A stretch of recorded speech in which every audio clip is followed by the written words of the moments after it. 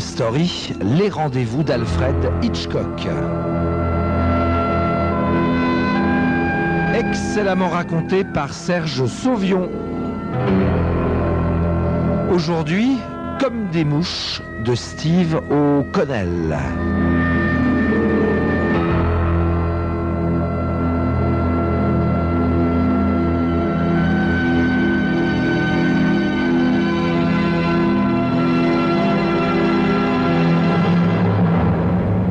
L'an dernier, nous étions encore tous présents pour le banquet annuel du club à l'hôtel Savoy.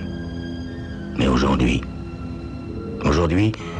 sur les 11 chaises qui entourent la grande table de ce salon privé, 8 sont restées vides. Terwilliger est mort d'une crise cardiaque il y a un peu plus de 8 mois. Quant aux 7 autres, ils ont été assassinés. Enfin, pour 3 d'entre eux, j'en suis parfaitement sûr. Mais pour cause, c'est moi qui les ai tués. J'aurais d'ailleurs supprimé également les 4 derniers si on ne m'avait, pour ainsi dire, ôté le pain de la bouche. Nous sommes donc 3 rescapés. Albert Florian, Bill Evans et moi. Ça fait encore 2 trop. Car le dernier qui restera héritera d'une bouteille de champagne plus la bagatelle d'1 million de dollars. Oh, c'est une vieille histoire. En 1946, nous étions 11 officiers sur le croiseur Spokane. Notre service s'achevait et pour fêter cela, nous avons organisé une soirée d'adieu. Au petit matin, le Bourbon nous avait rendus mélancoliques. Alors nous avons pris la décision de nous revoir tous les ans au cours d'un banquet. Nous avons appelé notre club l'Association du dernier survivant.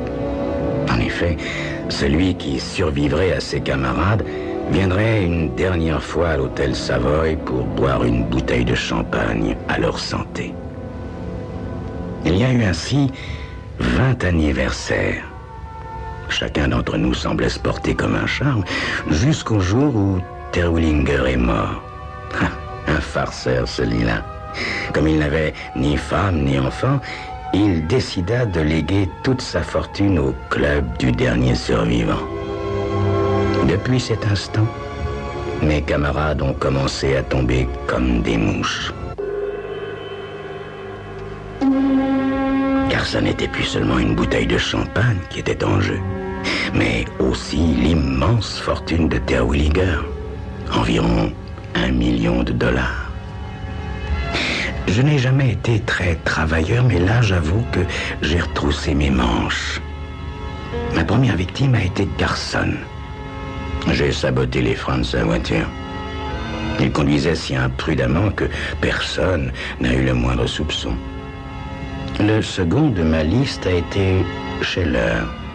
Pour lui, je me suis servi d'un vieux truc que j'avais vu au cinéma. Je l'ai assommé, installé dans sa baignoire et après lui avoir fait couler un bon bain, j'ai jeté dedans son appareil radio. Électrocuté. Enfin, pour Hendrix, j'avoue que j'ai manqué d'imagination. J'ai réglé ça en lui flanquant une balle dans la tête.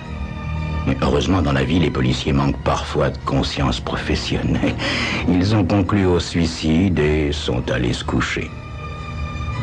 C'est alors que quelqu'un d'autre a pris le relais. Pour être franc, cet inconnu s'est montré plus brillant et surtout plus rapide que moi. En moins de 15 jours, Wentworth, Cambridge, Endicott et Wagner sont partis pour l'autre monde. Un vrai voyage organisé.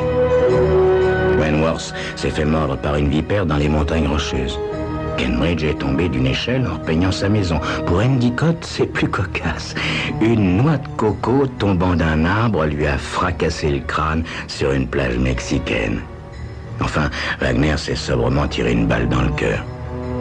Là, je remarque quand même que mon rival a manqué d'imagination, comme moi, avec Hendrix. En revanche, l'inconnu s'est montré plus méticuleux. Son suicidé, à lui, a laissé un mot d'adieu sur son bureau. Donc, aujourd'hui, nous sommes 3 rescapés autour de la table. Je regarde Evans, puis Florian. Florian, puis Evans. Lequel des deux a eu la même idée que moi? Lequel des deux est prêt à tuer 10 personnes pour $1 million? Soudain, Evans se lève et agite une clochette. Florian et moi, nous nous levons à notre tour. Chaque banquet du club débute rituellement par un serment. Nous jurons de soutenir chaque membre de cette association comme la corde soutient le pendu. Déclarons-nous en chœur et au garde à vous. Après cette brève profession de foi, nous nous rasseyons. C'est Wentworth, l'un des disparus, qui a inventé ce serment.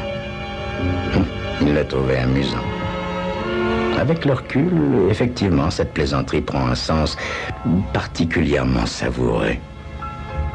Mes amis, commence Florian, mes très chers amis, pourquoi nous voiler la face? L'un de nous 3 est un assassin. L'un de nous 3 a tué 7 fois pour s'accaparer la fortune de Terwilliger. Et ce monstre risque de frapper à nouveau implacablement. Alors, je vous pose solennellement la question. Qui, mes amis, qui de nous 3 est le tueur? Pour régler cette affaire dans l'honneur, j'ai apporté ceci avec moi. Il fouille dans sa poche et jette un revolver sur la table. Comme ça, poursuit-il, l'assassin mettra fin à ses jours dignement. Il ne sera pas dénoncé par les 2 survivants. Un silence gêné suit cette ridicule tirade. Florian a toujours aimé en faire des tonnes et des tonnes. Après tout, c'est peut-être lui, mon rival. La vipère dans les Rocheuses, ça lui ressemble assez. Calme-toi, Florian, dit Evans en repoussant le revolver de la main. Après tout, ce sont peut-être des morts naturelles. Ça semblerait assez bizarre, j'en conviens, mais il ne faut exclure aucune possibilité.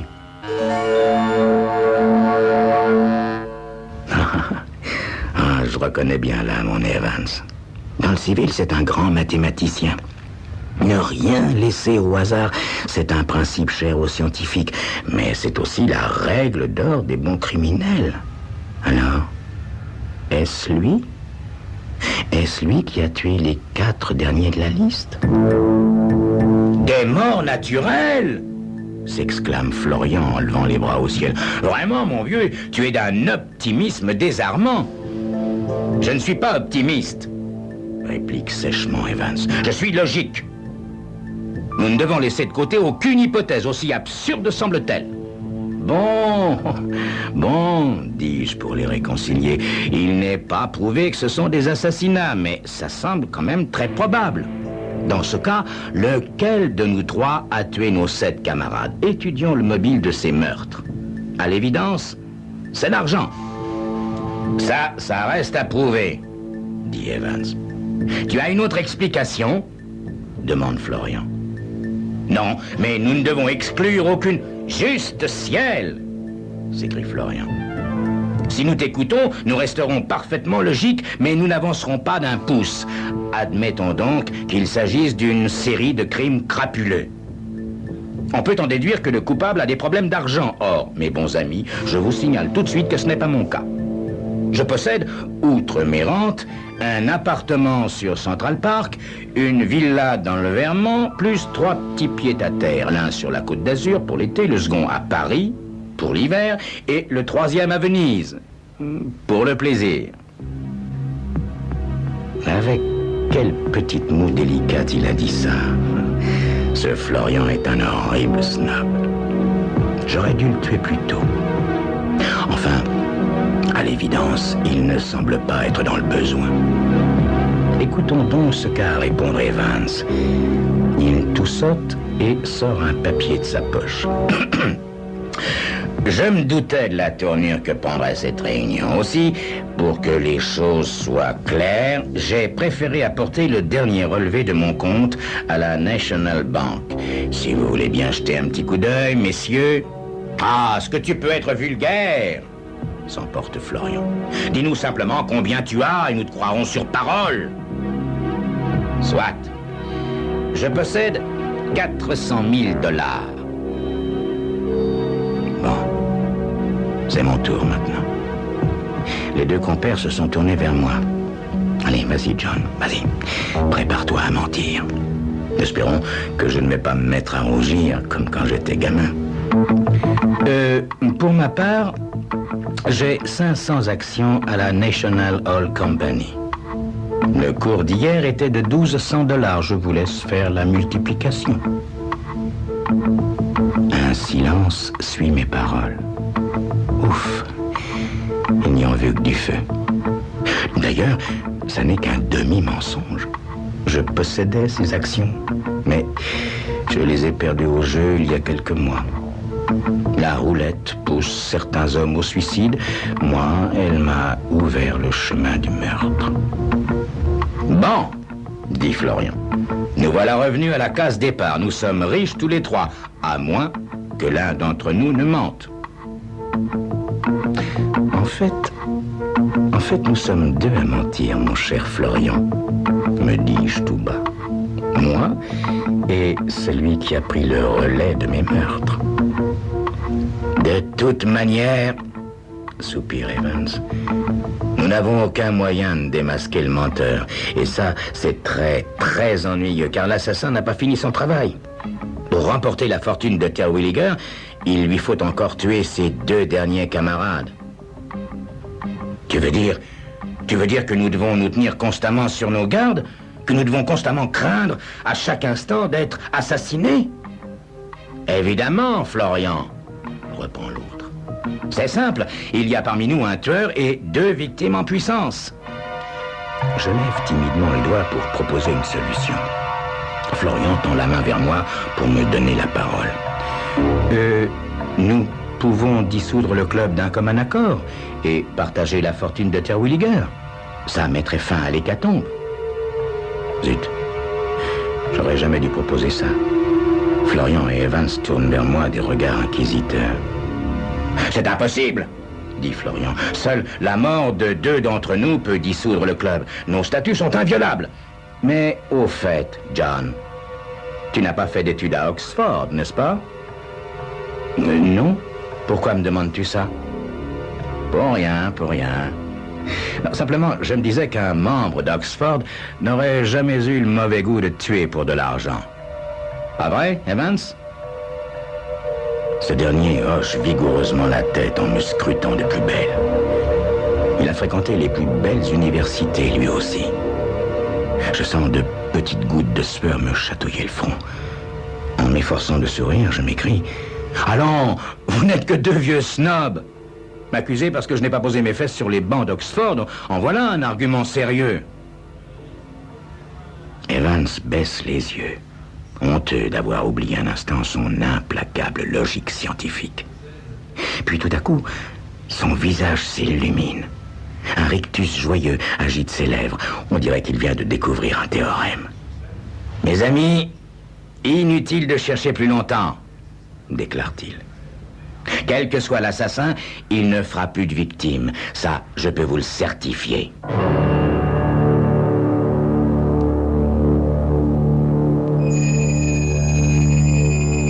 Vous avez un instant pour découvrir quelle idée tordue vient de traverser le cerveau brumeux d'Evans.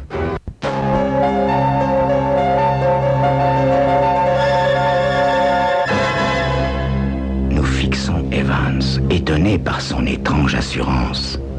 Lui sourit sans rien dire. Comme un bon professeur, il aimerait que nous trouvions nous-mêmes l'explication de sa phrase. « Allez, accouche !» s'écrie Florian, oubliant un instant ses bonnes manières. « Voyons, c'est simple, » dit Evans en se penchant vers nous. « Si l'assassin tue encore l'un d'entre nous, il n'y aura plus qu'une seule victime, et celle-ci saura donc qui est le tueur. Je vais vous expliquer avec un exemple. Mettons que je sois le criminel. Alors c'est toi! Souffle Florian en repoussant brutalement sa chaise. Mais non! Je t'ai dit que c'était une supposition.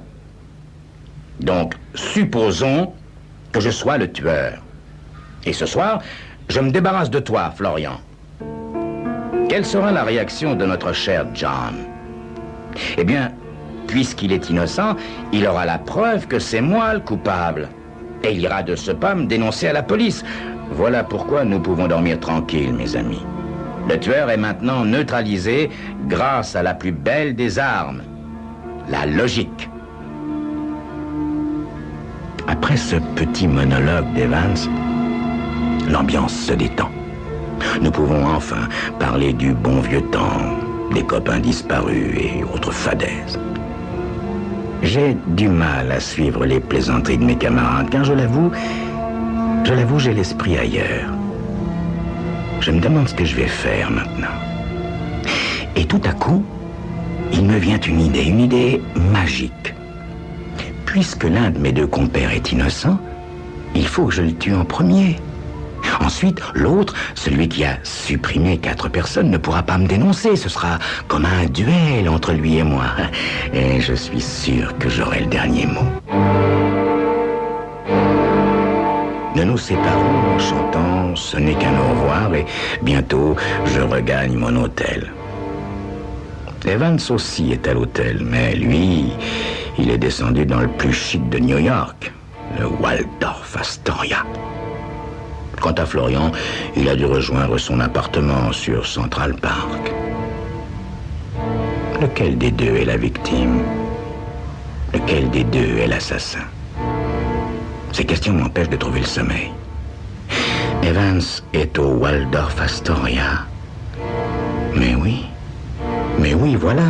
Voilà la solution. Je me lève brusquement et je me précipite sur l'annuaire du téléphone. Mais ça y est, j'y suis. Waldorf Astoria. Je décroche le combiné. Je connais le Waldorf. J'y ai habité au temps de ma gloire. On n'y trouve pas de chambre à moins de $100. Si Evans est là-bas, pas de doute, il est plein aux as. En revanche, s'il a menti, c'est lui, mon rival. Mais allô, le Waldorf Astoria, bonsoir, je voudrais parler à monsieur Evans, Bill Evans. Pardon, comment? Ah, vous êtes sûr? Bon, tant pis, excusez-moi. C'est gagné. Pas le moindre Evans au Waldorf Astoria. Ce faucheton doit être en train de moisir dans une chambre à $10 à Brooklyn. Il est fauché comme moi, et comme moi, il veut l'argent de Terwilliger. Maintenant, direction l'appartement de Florian. Je ne sais même pas comment je vais le tuer, mais c'est pas grave, je trouverai sur place. Au premier étage de ce superbe immeuble, je m'approche de l'immense porte. Sur le marbre, près de la sonnette, le nom de Florian est gravé. Pas de doute, lui, il est vraiment riche. Je m'apprête à sonner, mais on dirait que la porte est ouverte. Je la pousse doucement et j'avance sur la pointe des pieds. Au fond du large couloir, une lumière est allumée. En passant, je vois un candélabre en bronze sur un petit guéridon. Je le dissimule sous mon imperméable. Ça fera une arme épatante. Je cognerai comme une brute et je fouillerai la pièce de fond en comble pour trouver quelques $. Comme ça, on croira que c'est un drogué qui a fait le coup. Arrivé au fond du couloir, je tire le candélabre de dessous mon imperméable. Je reprends mon souffle et... Oh non, c'est pas vrai. J'ai encore été doublé. Evans me regarde avec un sourire complice.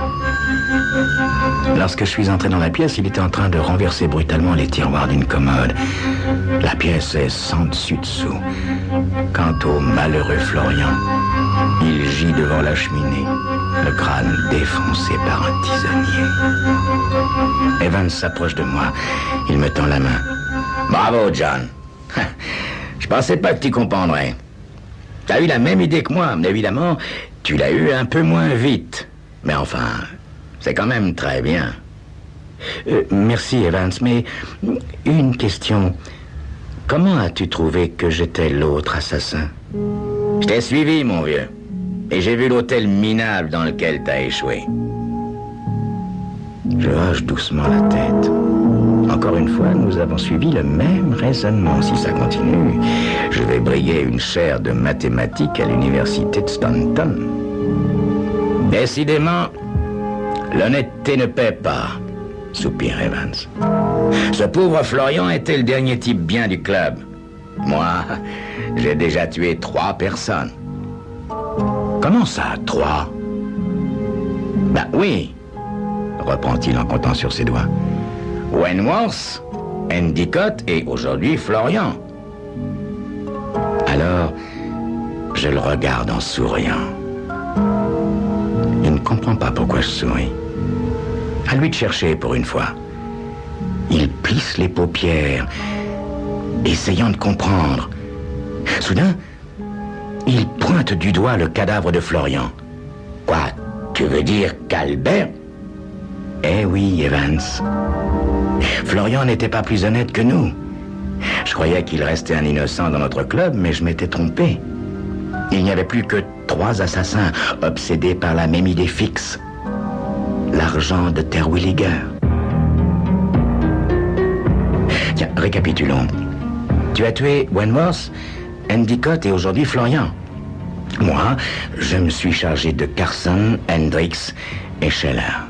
Donc, notre bon Florian a supprimé Cambridge et Wagner. Comme ça, le compte est bon.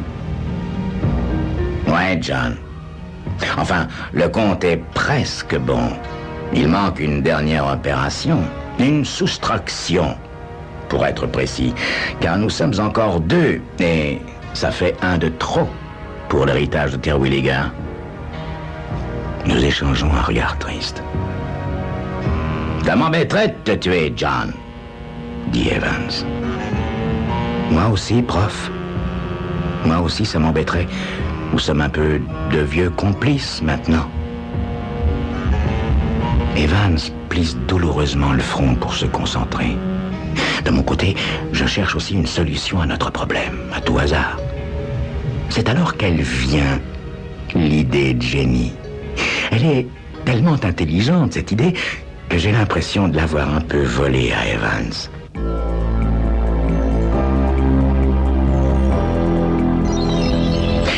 Dis-moi, prof, tu as combien sur ton compte en banque? Bah, t'as vu mon relevé, John.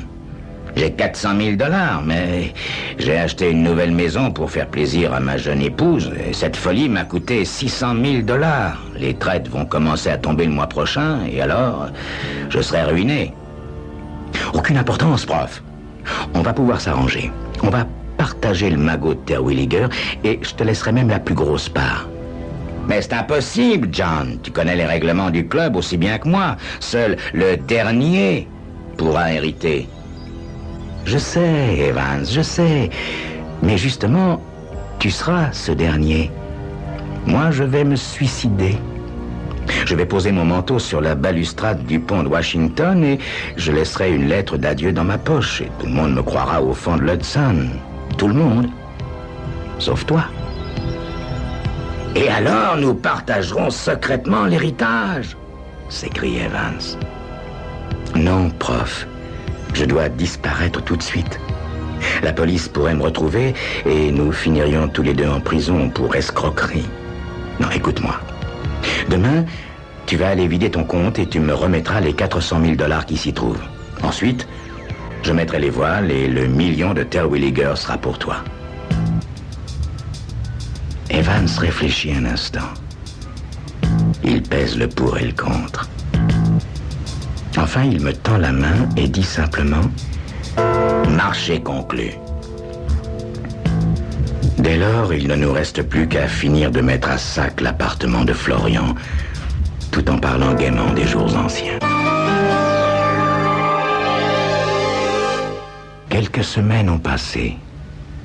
Sur cette petite plage mexicaine, je regarde rouler les vagues tout en buvant un martini glacé. C'est une occupation dont je ne me lasse pas. Notre plan s'est parfaitement déroulé et je suis venu ici avec les 400 000 $ d'Evans.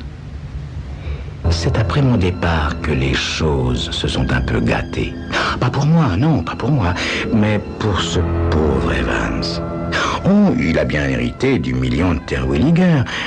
Malheureusement, le fisc lui a pratiquement tout pris. Il ne lui est resté que 200 000 $.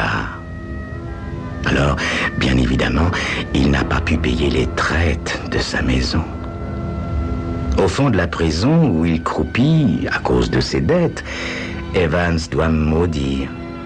Mais il se trompe. Pour une fois, lorsque je lui ai proposé notre petit arrangement, j'étais parfaitement honnête. J'avais tout simplement oublié que les morts, eux, ne paient pas de droit de succession.